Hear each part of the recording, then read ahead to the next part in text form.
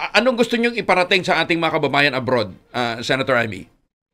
Ay sa ating mga kababayan abroad, tuloy-tuloy tayo maghahanap ng liwanag at pipilitin ko kahit papano at iniisip ko nga magkaroon ng preliminary findings kung hindi pa rin ako makahanap ng testigo ay magpapalabas ako ng mga preliminary findings kasi ang dami-dami ngang naasiwalat nitong investigasyon na to. Kailangan ko i-report at eto nga yung iba sinasabi na political stunt daw. Naku, ang bigat naman ng political stunt to. Tinaya ko yung kandidatura ko bilang senador, okay lang. Yung alyansa, tatanggalin ako. Nagtatampo yung mga Ilocano, bakit ko inaaway daw si Bongbong. Naku, pati DDS ay sabi useless daw to kasi nailabas na si Presidente Digong.